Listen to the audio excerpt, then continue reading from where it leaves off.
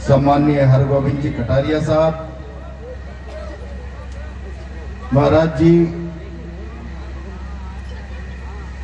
भाई देवी शंकर, सम्मानित मंच और इस यज्ञ की पूर्णाहुति कार्यक्रम में उपस्थित महानुभाव, माता और बहनें, मैं इस शानदार धार्मिक कार्यक्रम की आप सबको बधाई देता हूं, शुभकामनाएं देता हूं। कुछ दिनों पहले आयोजन समिति के लोग कोटा मेरे पास आए थे और आकर मुझसे कहा था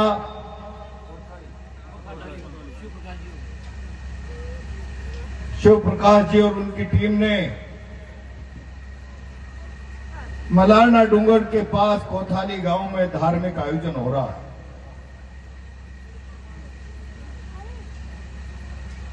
पहला अवसर था इस इलाके में मेरा आने का। एक तो धार्मिक कार्यक्रम और पहली बार मेरी आने की इच्छा शक्ति। मैंने सहज भाव से कहा मैं इस अवसर का लाभ लूंगा, लोगों से मिलूंगा, आध्यात्म के कार्यक्रम का हिस्सा बनूंगा। मेरे पहले में कटारिया जी भाषण कर रहे थे और भाषण करते समय उन्होंने कई सारी गुर्जर आंदोलन से लेकर आज तक की बातें कही।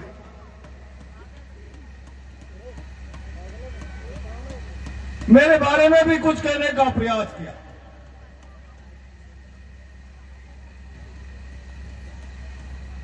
मैं उस पर ज्यादा नहीं जाना चाहता, लेकिन मैं जिम्मेदारी से इस धार्मिक कार्यक्रम में एक बात आज आपसे कहना चाहता हूं कि अगर राजस्थान की सड़कों पर आपने सरकार के खिलाफ प्रहलाद गुंजल को आपके लिए लड़ते हुए देखा और उस दृढ़ता को देखा है कि सारी की सारी सरकार दमन चक्र चलाए, लेकिन एक कदम पीछे हटने के लिए हम तैयार नहीं हुए,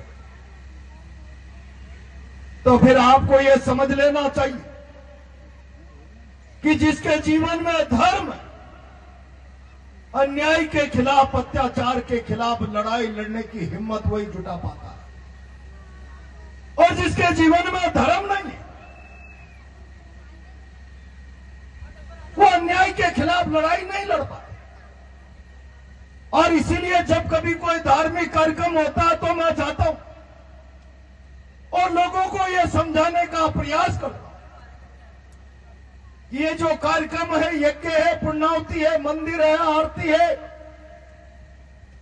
ये हमारी आस्था प्रकट करने के तौर तरीके, उपासना पद्धति, धर्म को मानने के रास्ते हो सकते, लेकिन सच्चे अर्थों में धर्म को समझना चाहो तो फिर इस सब यज्ञ की पूर्णाहुति महाराज जी कराएंगे। तो पूर्णाहुति के समय नारा देंगे, धर्म की जय हो, अधर्म का नाश हो, प्राणियों में सद्भावना और विश्व का कल्याण। यज्ञ की पूर्णाहुति और प्रतिफल के रूप में हाथ खड़ा करके भगवान से मांगे, धर्म की जय हो और अधर्म का नाश हो। तब मैं आज कोथाली के लोगों से कहना चाहता हूं, कौन से धर्म की जय जयकार करना चाहते हो, कौन से अधर्म का नाश करना चाहते हो, ये तमाम लोगों को पता होना चाहिए।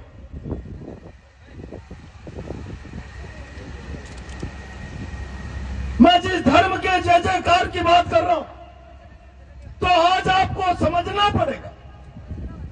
मैं कई बार गांव में जाता हूं और जाकर कहता हूं कि धर्म के बारे में तुमसे ज्यादा कोई दूसरा व्यक्ति जान नहीं सकता, और जाओ आज से 50 साल पहले, 60 साल पहले, 100 साल पहले गांव में जाकर अगर कोई कहे गोविंद जी कटारिया के पड़ोस का परिवार जोड़ की मरोड़ दिखाता है। नौजवान बच्चे गांव में बुजुर्गों की इज्जत नहीं करते, बहन बेटी की मर्यादा नहीं रखते, अत्याचार करते, बेईमानी करते, झूठ बोलते, फेब करते। तब कोई गांव का शाना डाबा बुजुर्ग कहता है उनका धर्म मर गया। अब आप अंदाजा लगा लीजिए, गांव का अनपढ़ व्यक्ति जानता है कि समाज की व्यवस्था को खराब करने वाली तमाम बुरी आदतें अधर्म की श्रेणी में आती है। यानी समाज में जो कुछ भी गलत काम है वो अधर्म है, और समाज में जो कुछ भी सही काम है वो धर्म का काम कहलाता है, धर्म का मार्ग कहलाता है। और इसीलिए मैं आज कहना चाहता हूं कि धर्म के रास्ते पर चलना चाहते हो तो अपनी आत्मा को साफ करो और मजबूत करो। और धर्म के रास्ते पर चलते हुए आत्मा मजबूत कैसे हो? जब नारायण के दरवाजे जाते, आरती करते, पर आराधना करते, नतमस्तक होते, हे प्रभु तेरी शरण में आ गया। घर में भी छोटे बड़े के पैर छूते, झुकते। जो शरण में जाता है भगवान की में, जो बड़ों के आगे झुकता है, पैर छूता है, शरणागत हो जाता है, नीचे झुक जाता है, उसके मन का अहंकार और विकार समाप्त हो जाता है। जिस मन में अहंकार विकार समाप्त हो गया वो मन निर्मल हो गया, और निर्मल मन में उच्च विचारों की खान बन गया। और उच्च विचार आदमी को सदकर्मों की ओर ले जाने का रास्ता बना देता है। और यही सदकर्म इंसान का सबसे बड़ा धर्म है, यही उसकी आत्मा की ताकत है। और इसीलिए मैं कहना चाहता हूं, बहुत जिम्मेदारी से कहना चाहता हूं कि जिसकी आत्मा में शुद्धता है, पवित्रता है, वही आत्मा आत्मबल धारण करने का अधिकारी है। जिस आत्मा में शुद्धता और पवित्रता नहीं, नाना प्रकार के छल फेब और छल कपट, व्यवसायिक झपट, कई प्रकार की जो चिंता है, दुराग्रह चलते रहते हैं, वो आत्मा कभी मजबूत नहीं हो सकती। और जो आत्मा मजबूत नहीं हो सकती वो आत्मा लड़ नहीं सकती, जूझ नहीं सकती। और इसीलिए मैं जिम्मेदारी से कहना चाहता हूं, मैंने सारा जीवन व्यवसाय चरित्र नहीं, धर्म और सिद्धांत का जीवन जिया है।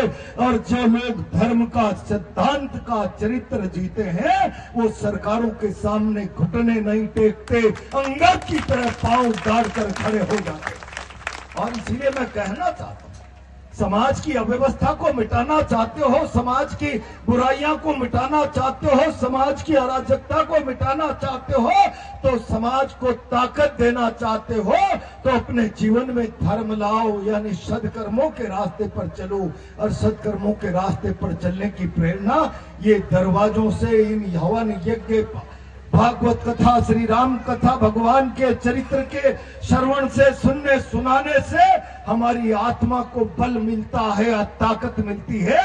हम धर्म के रास्ते पर मजबूती से आगे बढ़ते हैं। और हमारे यहाँ तो कहा गया है, धर्म का रास्ता कठिन हो सकता है, लेकिन शास्त्रों में लिखा है, जो दृढ़ राखे धर्म को ताहि राखे करतार।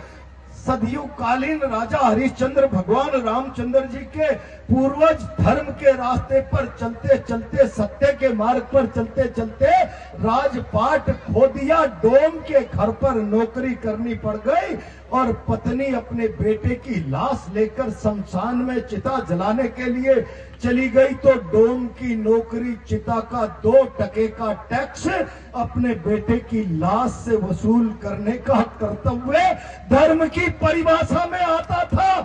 बेटे की लाश पड़ी एक तरफ, कर्तव्य का धर्म एक तरफ। कर्तव्य के धर्म से डिगा नहीं हरिश्चंद्र, तो मरघट की चौखट पर त्रिलोकी के नाथ को उतरना पड़ा, साक्षात उतरना पड़ा। यह धर्म की ताकत, यह धर्म की ताकत। इस धर्म की ताकत को बनाने के लिए अपने आचार विचार को शुद्ध करो, अपने जीवन मूल्य और संस्कारों को शुद्ध करो, और जब शुद्ध करोगे तब आत्मा की ताकत तुम्हें मजबूती देगी, आगे बढ़ने का रास्ता देगी। मैं हमेशा लोगों से कहता हूँ, बरस हो गए मुझे गाँव में जा जाकर भाषण करते हुए, कभी पूर्णावती, कभी होली, कभी दिवाली, कोई तीज त्योहार। जरा मैं कई बार लोगों से कहता हूँ, बहुत लोगों ने नारे लगाए, आरक्षण मिल गया, आरक्षण की लड़ाई भी हमने पूरी ताकत से लड़ी है, पूरा राजस्थान जानता है। हमने किसी सरकार में किसी को भुआ नहीं बनाया, जब लड़े तो आमने सामने सीना तान कर ईमानदारी से लड़े, पूरी ताकत से लड़े, और इसलिए लड़े कि मन में धर्म था, आत्मा का बल था, इसलिए लड़े। पर मैं आज आपसे एक बात कहना चाहता हूं कि तुम अगर वास्तविक अर्थों में, अभी कटारिया जी कह रहे थे 40 गांव का फरमान, जिसको चाहे बिगाड़ दे बना दे, ये ताकत जब तक नहीं जुटाओगे, यानी मैं जिम्मेदारी से कहना चाहता हूं, आज से सैकड़ों साल पहले गांव के कई बुजुर्ग कह गए, अगर ईमानदारी से विचार करना चाहते हो तो फिर अंदाजा लगा लो, जिन लोगों ने मुगलों का राज देखा, जिन लोगों ने अंग्रेजों का राज देखा, सत्ता की ताकत को देखा, सत्ता के दमन को देखा, सत्ता के अत्याचारों को और सत्ता के ऐशो आराम को देखा, उन लोगों ने चलते चलते अनपढ़ लोगों ने कह दिया, मण भर सोना रति भर सत्ता बराबर होती है। कोई मण भर सोने का अधिकारी हो और कोई रति भर सत्ता का अधिकारी हो, तो रति भर सत्ता मण भर सोने के बराबर होती है। यानी पैसे से 3 लाख गुना ताकत सत्ता की होती है। कब तक इस प्रकार के कार्यक्रमों के बाद भी तुम सोए रहोगे, जागोगे कब? आजादी के 75 साल बाद आज भी इस राजस्थान की उन कौमों में से गुजर एक है जिसकी शासन में, प्रशासन में भागीदारी 0/0 के बराबर है। और हम इसी चिंता के साथ लड़े थे, इस मुल्क के विकास की अवधारणा, इस राजस्थान के विकास की अवधारणा एक भी व्यक्ति को विकास से महरूम रखकर पूरी नहीं की जा सकती। और इतना बड़ा समाज, लाखों करोड़ों की तादाद में ये विकास से महरूम रह जाए, मुख्य धारा से अलग थलग रह जाए, इसको अलग थलग और महरूम रख के राजस्थान के विकास की कल्पना नहीं की जा सकती। और इसलिए राजस्थान की विकास की कल्पना करनी है तो फिर इसका चेहरा भी सुधारना होगा। लेकिन 75 सालों में तो किसी ने आपका चेहरा सुधारने की न हिमाकत की, न प्रयास किया। मामूली प्रयास हुआ तो आपने देखा होगा, आपने अपने हक अधिकार की बात क्या मांग ली? मांगा तो न्याय, मिली गोली। इस आजादी के बाद तुम किसी को नेता समझो, किसी के नारे लगाओ, किसी को क्या समझो, लेकिन मैंने सबको देखा है राजनीति में। जरूरत पड़ी तो ठांडते तो सांडों की तरह थे, पूछ उठाकर देखा तो मादा की तरह नजर आए। अकेला प्रहलाद गुंजल जीवन दांव पे लगाकर इस कौम के लिए मैदान में राजनीति में उतरा था, और एक सपना था कि कहीं मेरे बलिदान से ये कौम खड़ी हो जाए, सत्ता की ताकत हासिल करना सीख जाए, ये संघर्ष के रास्ते अपनी ऐसी बुनियाद मजबूत कर ले कि रति भर सत्ता हासिल कर ले तो मन भर सोने से बड़ी ताकत इनके पास हो जाए। लेकिन मैं कामयाब नहीं हो पाया और न आप कामयाब हो पाए। और इसीलिए मैं आज आपसे कहना चाहता हूं, जो कुछ भी करो अपने अंदर आत्मा में धर्म कोई ज्योति जलाते रहो। जिसकी आत्मा में धर्म है, न अन्याय सहता है, न अत्याचार सहता है, न अन्याय के सामने घुटने टेकता है, न अत्याचार के सामने घुटने टेकता है। वो सत्ता सिंहासन पर चढ़ने का रास्ता बना देता है। ये तो इतनी बड़ी तादाद में लोग बैठे हुए हैं, आसपास 84 गांव, इतनी बड़ी कृषक कौम। मैं तो कभी कभी कहता हूं, आजादी के बाद कौन लोग मुल्क पर राज कर रहे हैं, किस विचार के लोग राज कर रहे हैं, जिनका इस भारत की आत्मा के साथ कोई गहरा रिश्ता नहीं रहा। किसान चौधरी चरण सिंह ने कहा था, इस भारत की सत्ता का रास्ता किसानों के खेतों में से होकर निकलता है। और इसीलिए उन्होंने कहा, रे किसान रख एक नजर तू खेत और खलियान पर, रख तू दूसरी नजर सत्ता के मचान पर। और जब तक सत्ता के मचान पर किसान की दूसरी आंख नहीं होगी, एक आंख दोनों आंख खेत में रख ले, उसके जीवन में मौलिक बदलाव आने में सैकड़ों साल लग जाएंगे। जब तक सत्ता उसकी नहीं होगी, सत्ता उसके हक अधिकार की चिंता करने वाली नहीं होगी, सत्ता उसके बारे में नीतियां बनाने वाली नहीं होंगी, तब तक यही होगा कि अपने लिए न्याय और इंसाफ की मांग को लेकर इस हिंदुस्तान का किसान 1 साल तक पंजाब हरियाणा की सड़कों पर बैठा रहे। दिल्ली जाएंगे, न्याय लेंगे, उन्हें न्याय देना दिल्ली आना तो दूर, जैसे पाकिस्तान पर शत्रुओं के लिए सीमा पर कांटे बांध दिए जाते हैं, वैसे कांटे तुम्हारे सामने बांध दिए गए।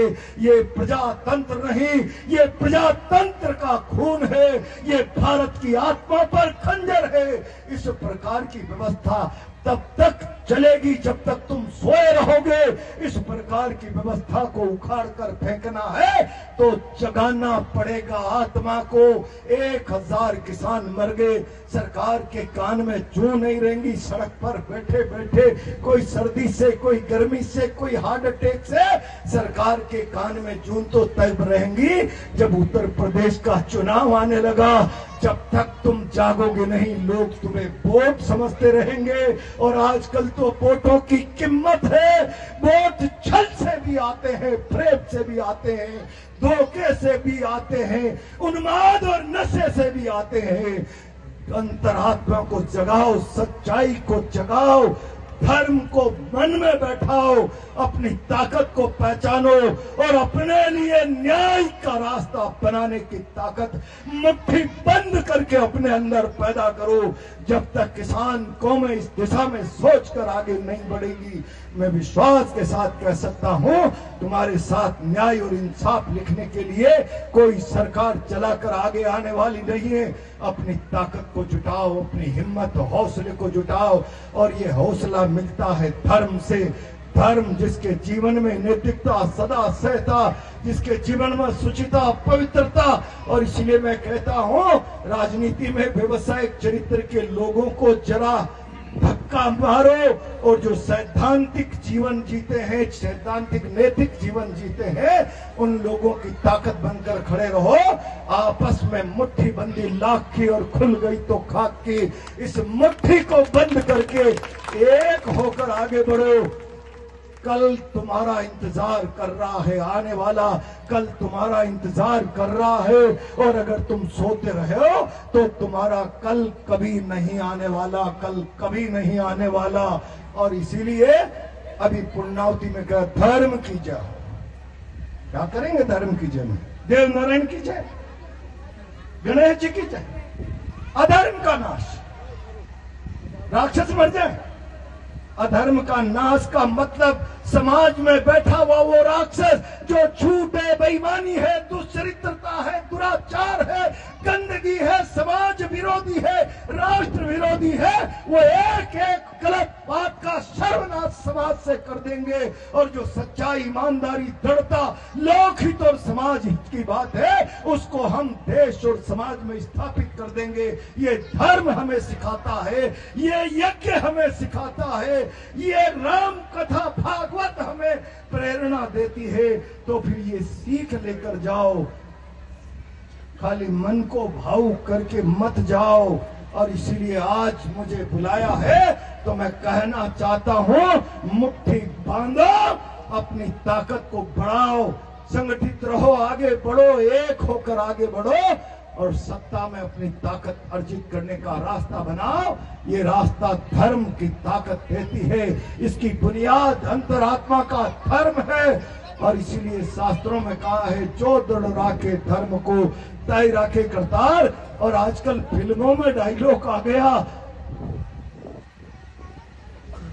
भगवान भी उसकी मदद करता है जो खुद की मदद करना जानता है। कई शायरों ने लिख दिया, कर खुद को ही इतना बुलंद की, खुदा भी आकर बंदे से पूछे, बता तेरी रजा क्या है।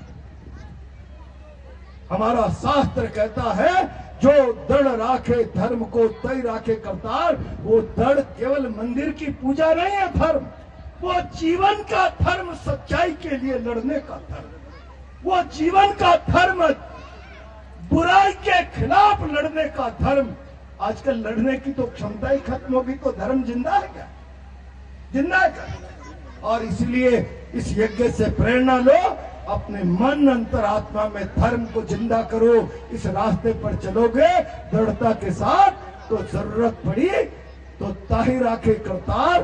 भगवान भी तुम्हारी अंतरात्मा की ताकत की रक्षा के लिए हमेशा तैयार होगा। आज के इस अवसर की बहुत बहुत बधाई, बहुत बहुत शुभकामनाएं।